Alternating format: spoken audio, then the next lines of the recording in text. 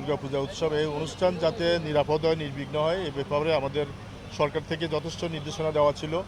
আমরা সেই নির্দেশনার আলোকে আমরা এখানকার যে পূজা মণ্ডপ কমিটির সাথে আমরা বারবার মিটিং করেছি। মিটিং করে ওনাদের মণ্ডপের নিরাপত্তার জন্য যা যা করণীয়, আমাদের পক্ষ থেকে যা করণীয়, ওনাদের জন্য কী করণীয়, আমরা এগুলো ঠিক করেছি।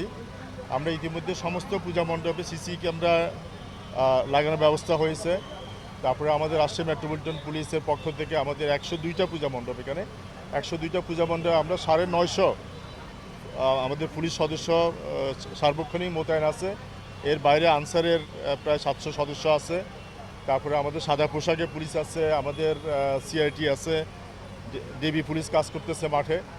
তো আমরা আইন শৃঙ্খলা বলতে যা কিছু বুঝাই আমরা সব কিছু আমরা নিয়ন্ত্রণে রাখার জন্য আমরা সার্বিক ব্যবস্থা নিয়েছি। এখন পর্যন্ত সব কিছু নিরাপদ আছে, কোথাও কোনো আইন শৃঙ্খলার কোনো সমস্যা নেই।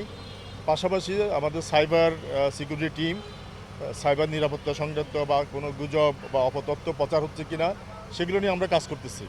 তো সুতরাং আমরা সার্বিকভাবে মনে করি যে আমাদের এখন পর্যন্ত সব কিছু নিরাপদ এবং শৃঙ্খলাবদ্ধ আছে। আর আমরা বিসর্জন পর্যন্ত সব কিছু ঠিক থাকবে আশা ব্যক্ত করে আমরা আমাদের কাজ আমরা চালিয়ে যাচ্ছি। আমরা ওনাদের সাথে আমরা কথা বলেছি সন্ধ্যার মধ্যে শেষ করতে। এখন ওনারা চেষ্টা করে, হয়তো অনেক সময় সেটা হয়তো সম্ভব হয় না। তারপরে আমরা চেষ্টা করব, যদি দিনের বেলায় করতে পারলে এটা ভালো, রাতের বেলায় অনেক সময় থাকে।